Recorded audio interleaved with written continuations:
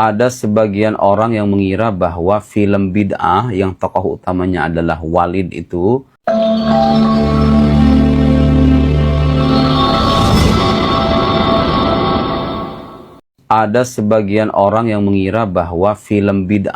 tokoh utamanya adalah Walid itu bisa membuat gerah kaum sufi, para pengamal tarekat, tasawuf, dan kelompok-kelompok sejenisnya. Apakah benar demikian? Ini jawaban saya.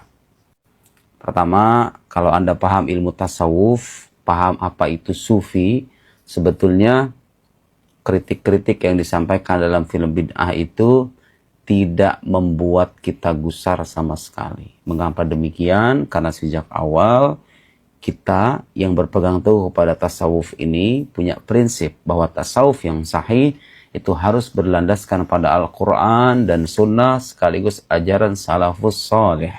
Yang dikritik dalam film bid'ah itu adalah penyimpangan dalam tasawuf. Dan penyimpangan dalam sebuah ilmu tidak bisa mewakili pandangan umum dalam ilmu itu sendiri.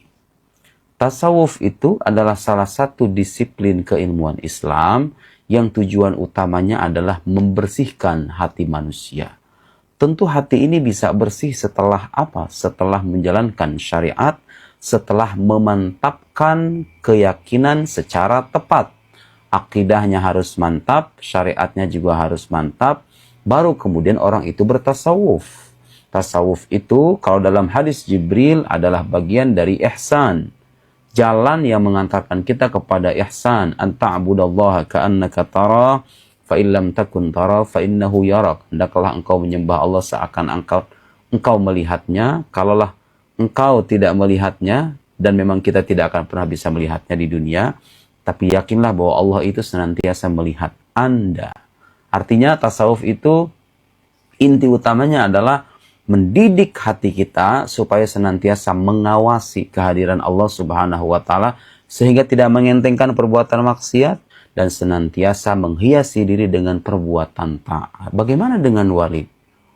Walid itu bukan seorang sufi, bukan pengamal tasawuf.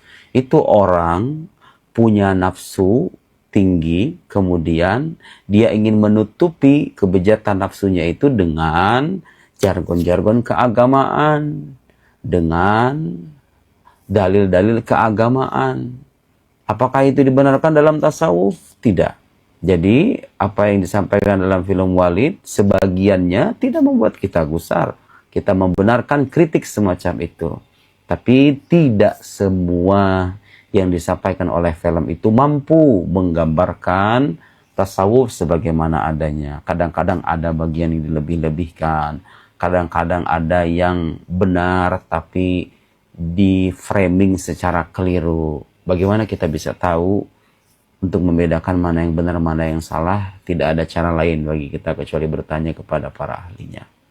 Karena itu jangan mudah termakan oleh pesan-pesan dalam film. Belajar agama itu bukan dari film, dari kita.